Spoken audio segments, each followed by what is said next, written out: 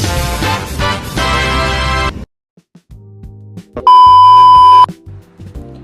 teman-teman, balik lagi sama aku Maya. Oh, tunggu dulu, karena ini video tugas, aku mau kenalin diri aku secara formal ya. Oke. Halo, perkenalkan nama aku Nur Maya Elvasari dengan NIM 240509014. Oke, aku mau basa-basi sedikit sama kalian nih. Pernah nggak sih kalian tuh mikir kayak nonton YouTube terus main game itu tuh kok kayak berasa seru banget gitu ya? Padahal kan isinya tuh cuman kayak gabungan tulisan, suara, sama gambar yang gerak-gerak aja kan. Nah di sini aku udah tahu nih kalau itu yang namanya multimedia. Oke, langsung saja. Secara komputerisasi, multimedia itu bukan cuma sekedar rame doang, tapi itu ada syaratnya loh. Syarat yang pertama yaitu integrasi media, alias gabungin dua media atau lebih nih. Nah, yang kedua itu harus interaktif. Jadi nantinya tuh user bisa milih mau kemana sih dia. Dan yang paling penting, semuanya tuh harus serba digital. Coba bayangin kalau semua tuh gak digital, masa iya sih kita bakal bawa-bawa gulungan pita film yang segede gaban itu cuma buat scroll TikTok atau lihat video YouTube? Kan gak mungkin kan? Nah, di sini ada dua jenis media. Yang pertama ada media discrete dan berikutnya ada media continue. Nah, untuk media discrete ini tuh medianya tuh cuma diem doang. Jadi dia tuh kayak teks dan gambar. Nah, berikutnya tuh yang media continue. Media continue tuh medianya tuh gerak-gerak kayak audio dan video. Nah, kalian ingat-ingat ya, kuncinya tuh gabungan kontrol dan digital. Kita akan masuk ke elemen yang pertama dalam sistem multimedia. Elemen yang pertama ini adalah teks. Teks itu fungsinya buat apa sih? Nah, teks itu yang pertama fungsinya bisa buat judul. Judul tuh buat apa? Biar menarik. Kayak videoku sekarang nih, judulnya apa? Coba baca ya. Aku belum nemuin sih judul yang pas buat videoku ini. Nah, berikutnya ada narasi. Narasi itu biar kalian tuh paham gitu loh, apa namanya, isi dari misalnya atau apa gitu tuh, itu ada narasinya kan. Itu tuh biar mendeskripsikan gitu.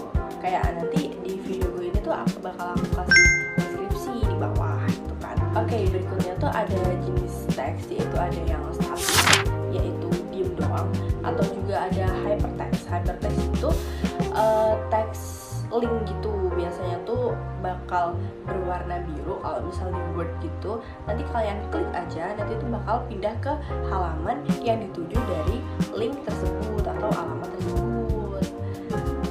Berikutnya aku bakal bahas tentang font. Nah, untuk memilih font sendiri itu ada ilmunya tau. Ilmunya itu namanya tipografi.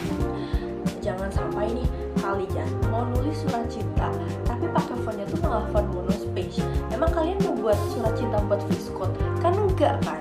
Untuk buat surat cinta tuh biasanya tuh orang-orang tuh pakai font yang namanya script atau handwritten gitu, biar lebih personal gitu. Oke, buat kalian yang suka baca buku lama, itu tuh biasanya tuh pakai font serif yang ada kakinya di bawah gitu. Nih contohnya kayak gini nih. Itu kan ada kakinya gitu kan, kayak seret gitu kan.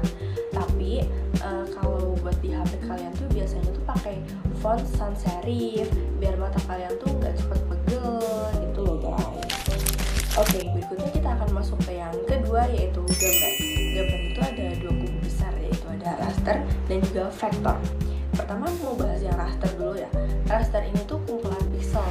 Jadi kalau di zoom banget nih, dia tuh bakal sakit atau pecah-pecah. Nah, kalau vektor sendiri tuh dia tuh pakai rumusnya matematika.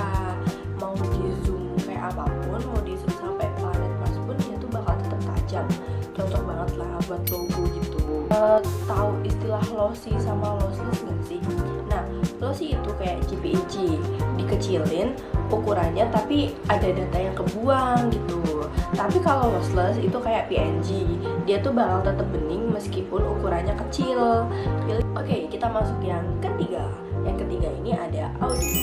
Audio ini bakal bikin hidup kayak lebih berwarna gitu sih kalau kataku ya. Nah, suara itu sebenarnya tuh cuman getaran gitu, tapi si komputer ini dia tuh pinter banget gitu.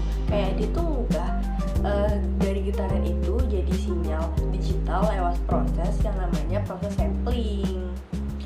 Ada satu yang unik, yaitu namanya MIDI. MIDI itu unik karena dia nggak nyimpen suara aslinya, tapi cuma nyimpen teks itu.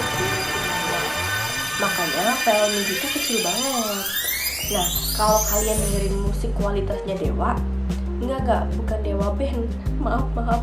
Nah, pakainya tuh format WAV atau FLAC. Tapi kalau memori HP udah mengap-mengap, kalian jangan maksain, balik lagi aja ke MP3. Suaranya tuh bakal tetap enak. Kalau kita langsung aja ke yang keempat atau yang terakhir, yaitu video. Video itu tuh sebenarnya tuh hanya sekumpulan gambar yang dimaja atau frame.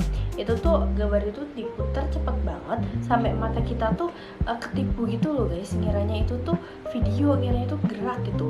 Itulah yang disebut dengan frame rate atau FPS. Transmisi video ini juga semakin canggih loh. Itu ada streaming kayak YouTube yang kalian sekarang tonton ini nih, kayak kalian nonton aku, atau juga ada live streaming yang tanpa tunda. Nah, biar nggak macet, ada proses yang namanya proses buffering dan juga proses compression.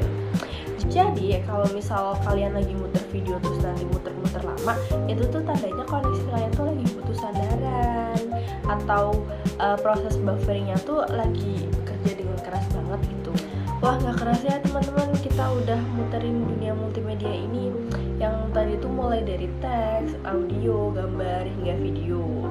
Kunci dari semua itu adalah kolaborasi elemen-elemen tadi buat nyampein informasi yang lebih asik dan juga menarik. Gimana nih? Ternyata kuliah sistem multimedia seseru itu kan? Apalagi yang ngajarin kayak aku. Nah, sekarang kalian udah siap kan buat jadi content creator yang paham teknis? Jangan lupa like, comment, dan jangan lupa kasih tahu teman-teman kalian kalau aku di sini tuh informasinya terlalu banyak. Oke, sekian dari aku, Nurmaya Elfasari atau biasa dipanggil Maya. Sampai jumpa di tugas video berikutnya atau video-video gue yang lain ya. Keep creative and stay digital. Bye bye.